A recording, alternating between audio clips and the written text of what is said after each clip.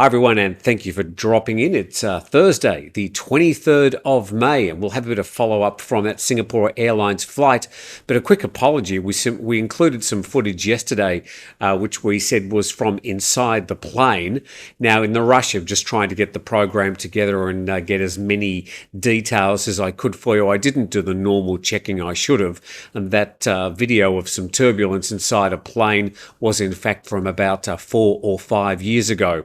So apologies for including that in the program. I didn't mean to mislead anybody, but it's just some of those mistakes that we do make. Now, the other thing is I wanted to thank the people who recommended a piece of software called Crisp with a K, which I'm now using, which basically gets rid of a lot of the background noise. So well, today there's no rain or any particular noise, but we'll try it out on different programs like with Steve on Grumpy Old Men and see how good it is. But it seems to be certainly limiting just the sound to my voice and none of the extraneous noises or echo or anything. So there you go. Thank you to that person that recommended Crisp. Now, let's go to some of the stories. The Bangkok Post saying that there's 20 in intensive care after the turbulence scare, and 20 people remained in intensive care in 2 Bangkok hospitals yesterday. Now, this was updated just after 6 p.m. last night. And Samittivet Hospital said a total of 85 people, that's 79 passengers and 6 crew, were treated at 3 medical facilities, with 58 remaining in hospital and 27 discharged. 5 of the latter were scheduled to fly back to Singapore last night. And earlier reports said 6 people suffered severe injuries, while 39 had moderate injuries, and the rest suffered minor injuries caused during the flight on Tuesday from London, in which a 73-year-old British man died of a suspected heart attack. Now, just a bit more information. We go to straitstimes.com, and 20 passengers from turbulence hit SQ321 remain in ICU in Bangkok, 2 of them Singaporeans. And we'll get to the nationalities of some of the others in a moment, but this is important. Amid unconfirmed reports in Thai media that another patient had died in the hospital, the hospital issued a statement late on, this would have been Tuesday night, saying it was treating 61 patients and denied there had been an additional fatality. I mean, there's nothing to hide here. I'm pretty sure if there had been another fatality that the hospital would have announced it. We go to the South China Morning Post, that's at scmp.com. Singapore Airlines turbulence, very freak incident for Flight 321, with probe expected to last up to 9 months. And a couple of points from this paywall article that I do have available here. Industry experts say the very freak turbulence the flight encountered could have been jet stream, a fast-moving air current caused by large temperature differences. And the British man, which we mentioned yesterday, who died, has been identified as Jeff Kitchen, who helped run a local theatre group and was described as always a gentleman. And the rest of that story behind a paywall. But interesting to note that the headline says that the probe could last up to 9 months. As we go to ThaiPBSWorld.com, their headline, 58 injured Singapore Airlines passengers still in Bangkok hospitals. And here's some numbers. Passengers who have been admitted to hospital are of various nationalities: 14 Britons, 9 Australians, 7 Malaysians, 3 New Zealanders, 6 Filipinos, 2 Singaporeans, and 1 each from Hong Kong, the US, Ireland, South Korea, Myanmar, and Spain. That's about the latest information that we have on that particular issue. Now, thank you for all the comments yesterday. Quite a lot of interesting comments. Some people, I think it was only about 2 people, even suggesting that it was the brand of the aeroplane that was causing the problem.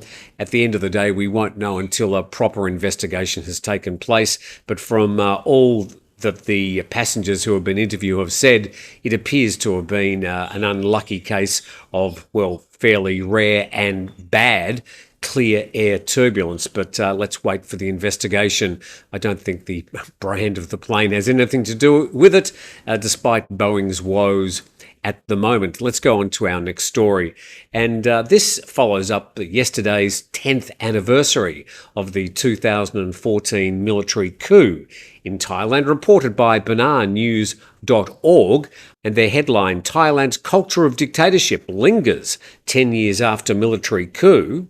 And 10 years on, the legacy left in Thailand by the coup of May 22, 2014 continues to shape the political landscape. Now, the article is quite long, very well written, and there's parts of it I'm probably inclined not to read. I'll read out a few paragraphs that I think are of interest, and I'll also put a link in the description if you'd like to read the full article. And one of the paragraphs, the new Senate, due to enter Parliament this year, will not have the authority to select the Prime Minister. It will be formed with members being voted from among 20 social and professional groups, including from the fields of education, law, healthcare, agriculture, the arts, as well as groups representing elderly people and people who are physically impaired. So the process to elect the new Senate in Thailand is currently underway. The old Senate has been sent on their way, some of them taking some quick overseas trips before their term expired.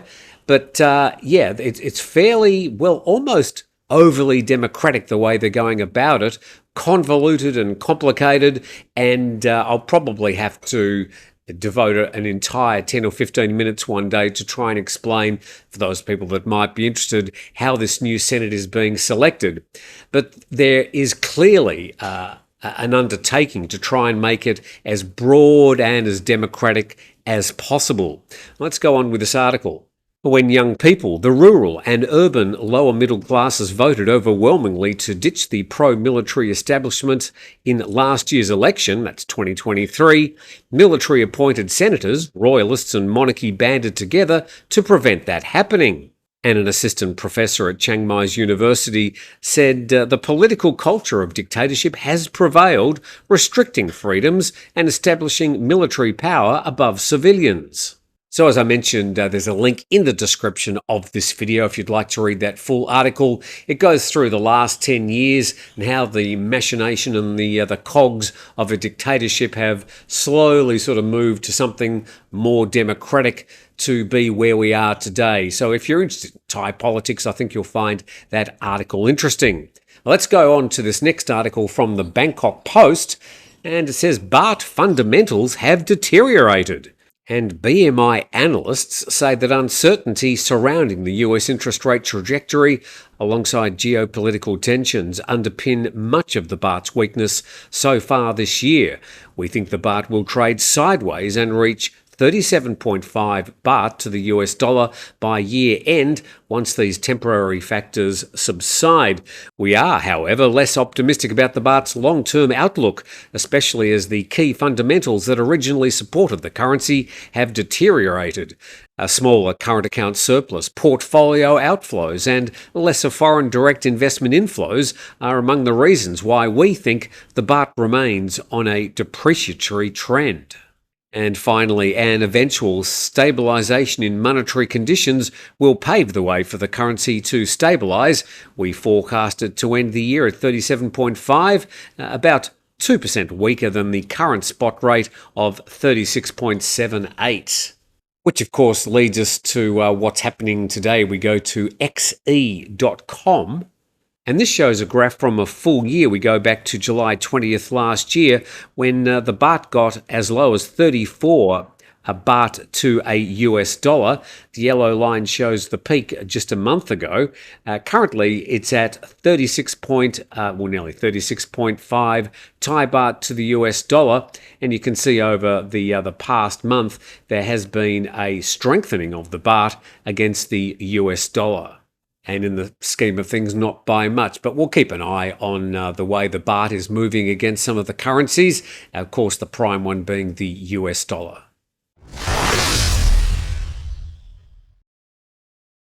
With thanks to our sponsors, 5-Star Marine at 5starmarinephuket.com. We're going to talk weather. I'm looking out to the sea and we did have some rain last night, but basically dry at the moment and some sunshine. Yesterday was mostly sunny down here in Phang. Now, up in Bangkok, though, it has been raining and in parts raining very heavily. particularly over the top of this BTS train. Bangkok Blue Line MRT springs a leak, according to The Nation. And commuters on Bangkok's MRT Blue Line travelling from Tao Pun to Ta Phra were caught off guard on Tuesday evening when the water began pouring down from the ceiling. Once the post went viral, the Blue Line operator Bangkok Expressway and Metro BEM issued a statement saying the water had been caused by heavy rain. Who would have thought? The incident took place at about 6:35 p.m. on Tuesday after the train pulled out of Bang Su Station for Tao Pun Station.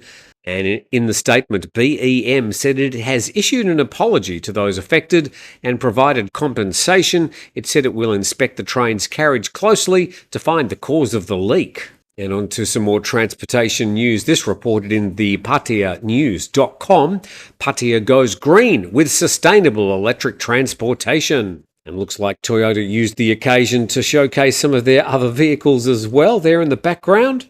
And this story is about the new electric songtaos, the Baht bus that people use to get around Pattaya.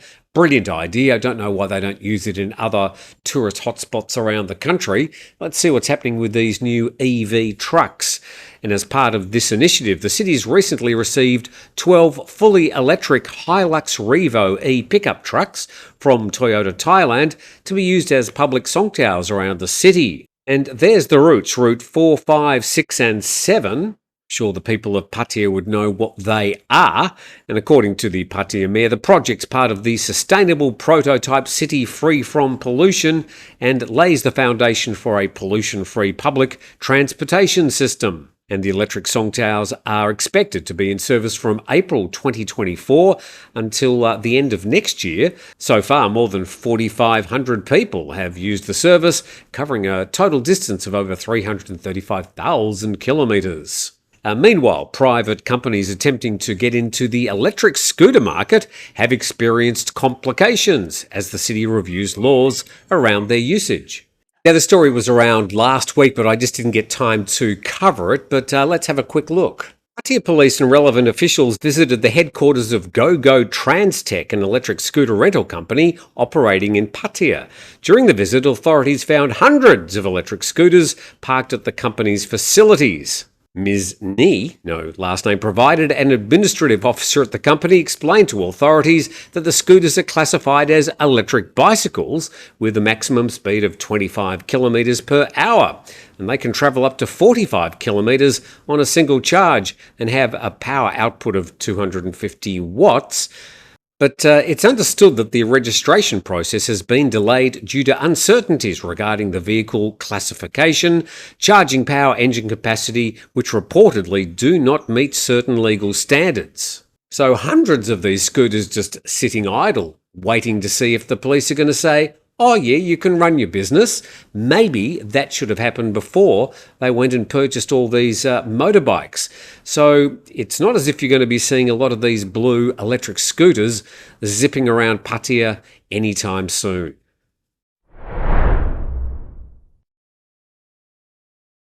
Now, going to a story in the Bangkok Post, and it looks like the government are deadly serious about cracking down on vaping. Narcotic level penalties await for vaping in schools. The Education Ministry will amend its regulation to list e-cigarettes in the prohibited category of narcotics. The ministry wants to crimp the growing popularity of e-cigarettes among students. And the Permanent Secretary said, we've amended our regulation to classify e-cigarettes in the prohibited category of narcotic drugs. Punishment for students who bring e-cigarettes to school will be serious and equal to the penalty of having illicit drugs.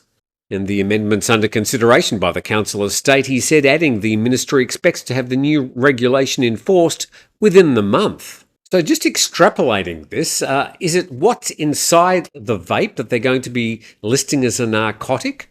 Or are they going to be making vaping generally a narcotic activity? There seems to be a lot of loopholes that haven't sort of been explained in that story as yet. Anyway, I understand the government wants to stop students from starting to vape. It may be that that's a fairly heavy-handed way of doing it, because if what is in the vapes is going to be listed as a narcotic, that could have a lot of ramifications for people that do vape at the moment, and that includes a lot of people. Anyway, with that, hopefully you're a bit more up to date with some of the main stories happening around Thailand. We look forward to you subscribing to the channel, look forward to your comments, and we'll be back again tomorrow.